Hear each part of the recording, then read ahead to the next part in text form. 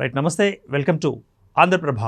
అధ్యాపకులు పట్టభద్రుల నియోజకవర్గాలకు ఉభయ తెలుగు రాష్ట్రాలలో జరిగిన ఎన్నికలలో ఓటర్లు అధికార ప్రతిపక్షాలకు తమదైన రీతిలో సంకేతాలు ఇచ్చారు. తెలంగాణలో ఓటర్ల తీర్పు ప్రతిపక్షానికి బలం చేకూర్చగా, ఆంధ్రప్రదేశ్లో మాత్రం ప్రతిపక్షం తన పద్ధతులు మార్చుకొని అధ్యాపకులు పట్టభద్రుల నియోజకవర్గాలకు ఉభయ తెలుగు రాష్ట్రాలలో జరిగిన ఎన్నికల్లో ఆంధ్రప్రదేశ్లో మాత్రం ప్రతిపక్షం తన పద్ధతులు మార్చుకొని పక్షంలో మనుగడే కష్టమన్న హెచ్చరికలు జారీ చేశారు. తెలంగాణలో అధ్యాపకులు పట్టభద్రుల నియోజకవర్గాల రెండింటినీ భారతీయ జనతా పార్టీ గెలుచుకోవడం ద్వారా మూడు ప్రధాన రాజకీయ పార్టీలలో తమదే పైచేయి అని రుజువు చేసుకుంది. ప్రధాన ప్రతిపక్షమైన భారత రాష్ట్ర సమితి ఈ ఎన్నికలలో పోటీకి దూరంగా ఉండడంతో ప్రధాన పోటీ కాంగ్రెస్ బీజేపీ మధ్యనే కొనసాగింది. అధికార కాంగ్రెస్ పార్టీ పట్టభద్రుల నియోజకవర్గంలోనే అధికారికంగా పోటీ చేసింది. గత ఎన్నికలలో గెలుచుకున్న ఈ స్థానాన్ని ఇప్పుడు కోల్పోవడం ఆ పార్టీకి దెబ్బ అనే చెప్పుకోవచ్చు.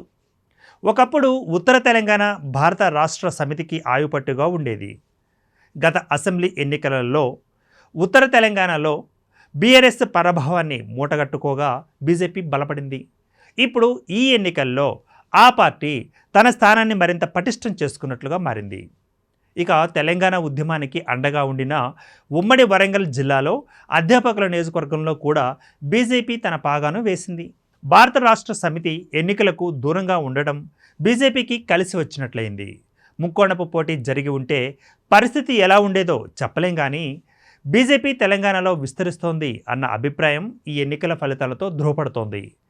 అదే సమయంలో కాంగ్రెస్ బలహీనపడుతోందన్న అభిప్రాయం కూడా బలంగా చేకూరుతోంది.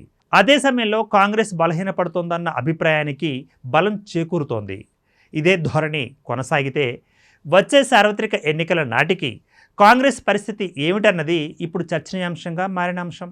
ఎన్నికలు ఎప్పుడు జరిగినా ప్రజలు తమకు బ్రహ్మరథం పట్టడానికి సిద్ధంగా ఉన్నారని మాజీ ముఖ్యమంత్రి కేసీఆర్ శుక్రవారం నాడు చెప్పుకొచ్చారు. అదే నిజమైతే పట్టభద్రుల నియోజకవర్గం నుంచి బీఆర్ఎస్ మద్దతు పొందిన బీఎస్పీ అభ్యర్థి ప్రసన్న హరికృష్ణ ఓడిపోకూడదు. ఆయన మూడో స్థానానికే పరిమితం అవడం జరిగింది. దీంతో ప్రధాన ప్రతిపక్షంగా ఉన్న భారత రాష్ట్ర సమితి స్థానాన్ని భారతీయ జనతా పార్టీ ఆక్రమించబోతున్నదా అన్న సందేహం సహజంగానే ఏర్పడుతోంది. ఆంధ్రప్రదేశ్తో పోల్చితే తెలంగాణలో బీజేపీ మొదటి నుంచి బలంగా ఉంది. ఇక ఇటీవల కాలంలో ఆ పార్టీ శాసనసభలో కూడా బలం పెంచుకుంది. దీంతో వచ్చే ఎన్నికల నాటికి రాజకీయ సమీకరణాలు ఎలా ఉండబోతున్నాయి అన్నది ఇప్పుడు చర్చనీయాంశంగా మారిన అంశం.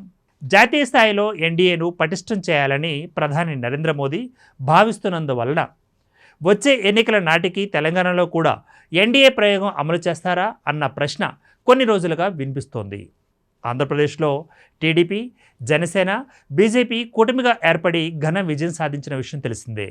ఇక తెలుగుదేశం పార్టీకి సొంతంగా మెజారిటీ సమకూరినప్పటికీ ఎన్డీఏ కూటమిగానే ముందుకు వెళుతున్నాయి. ఇదే ప్రయోగాన్ని తెలంగాణలో కూడా అమలు చేస్తే అన్న చర్చ ఇప్పుడు ఆ మూడు పార్టీల మధ్య నడుస్తోంది. తెలంగాణలో బీజేపీ సంస్థాగతంగా బలంగా ఉండగా, తెలుగుదేశం పార్టీ ఓట్ల పరంగా అంతో ఇంతో బలంగా ఉంది. జనసేనకు కూడా తెలంగాణలో కొన్ని ఓట్లు ఉన్నాయి. గత శాసనసభ ఎన్నికలలో తెలుగుదేశం పార్టీ ఎన్నికలకు దూరంగా ఉండడంతో అది కాంగ్రెస్ పార్టీకి కలిసి వచ్చింది. ఇక తెలుగుదేశం పార్టీ సొంతంగా పోటీ చేస్తే ఒక్క సీటు కూడా గెలుచుకోపోవచ్చును, కానీ ప్రధాన పార్టీతో జతకట్టి పోటీ చేస్తే ఎన్నికల ఫలితాలను ప్రభావితం చేయగలదు అన్నది బయట వినిపిస్తోంది. ఈ నేపథ్యంలో తెలంగాణలో మాత్రం ఎన్డీఏ కూటమి ఎందుకు ఏర్పడకూడదు అన్న ప్రశ్న ఇటీవలి కాలంలో వినిపిస్తోంది. గతంలో కలిసి పోటీ చేద్దామని టీడీపీ అధినేత చంద్రబాబు ప్రతిపాదించగా బీజేపీ రాష్ట్ర నాయకుల సూచన మేరకు ఆ పార్టీ అగ్రనేతలు తిరస్కరించారు. దీంతో బీజేపీ ఒంటరిగానే పోటీ చేసింది. గత ఎన్నికలలో జనసేనతో కలిసి పోటీ చేసినా పెద్దగా ఉపయోగపడలేదు. దీంతో తెలుగుదేశం పార్టీకి ఉన్న ఓటర్ల ప్రాధాన్యతను బీజేపీ నాయకులు కూడా గుర్తించారు. ఈ నేపథ్యంలోనే తెలంగాణలో కూడా పోటీ చేస్తామన్న అభిప్రాయాన్ని చంద్రబాబు ఈ మధ్య వ్యక్తం చేస్తున్నారు. తెలంగాణలో ఎన్డీఏ కూటమి రూపుదిద్దుకోబోతుందని పసిగట్టడం వలనే మాజీ ముఖ్యమంత్రి కేసీఆర్ ఇటీవల మాట్లాడుతూ తెలంగాణలో చంద్రబాబు రాజకీయం చేయాలనుకుంటే సహించేది లేదు అని వ్యాఖ్యానించారు. ఆయన చంద్రబాబును కేవలం సెంటిమెంట్ కోసమే వ్యతిరేకించడం లేదు. ఎన్డీఏ కూటమి ఏర్పడితే తెలుగుదేశం బీజేపీలలో చేరడానికి బీఆర్ఎస్కు చెందిన పలువురు నాయకులు ఏర్పాట్లు చేసుకుంటున్నారు. ఇందులో ఎమ్మెల్యేలు కూడా ఉన్నారులేండి. వచ్చే ఎన్నికల నాటికి ఎన్డీఏ కూటమి ఏర్పడుతుందని, ఆ కారణంగానే తాను తెలుగుదేశం పార్టీలో చేరే ఆలోచన చేస్తున్నానని కొంతకాలం క్రితం బీఆర్ఎస్కు చెందిన ఎమ్మెల్యే ఒకరు నాతో చెప్పారు. అప్పట్లో ఆయన చెప్పిన మాటలు టూ ఎర్లీగా అనిపించాయి.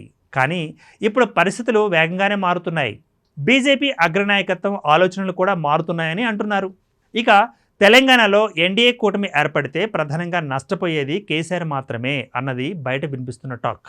అందుకే ఆయన చంద్రబాబుకు తెలంగాణలో ఏం పని అని మళ్ళీ ప్రశ్నించడం మొదలుపెట్టడం జరిగింది. ఇక్కడ ఇంకొక విషయం కూడా చెప్పుకోవాలి. బీజేపీతో కలిసి వచ్చే ఎన్నికలలో పోటీ చేయడానికి సిద్ధంగా ఉన్నామని బీఆర్ఎస్ నుంచి సంకేతాలు వెళ్ళినా బీజేపీ అగ్రనాయకత్వం పట్టించుకోలేదు. తెలంగాణలో కేసీఆర్ శకం ముగిసిపోవాలని ఆ పార్టీ కోరుకుంటోంది. తెలుగుదేశం జనసేనను కలుపుకున్నా తామే పెద్దన్న పాత్రను పోషించవచ్చునని బీజేపీ నాయకులు కూడా భావిస్తున్నారు. ఈ పరిణామాలను గమనిస్తున్న కేసీఆర్ ఇక లాభం లేదు, జనంలోకి వెళ్ళాలి అని నిర్ణయం తీసుకున్నారట. ఇక మీదట శాసనసభకు కూడా హాజరవుతానని ఆయన తాజాగా ప్రకటించేశారు. ఇక తెలంగాణలో ఎన్నికలకు ఇంకా 3.5 ఏళ్ల వ్యవధి ఉంది.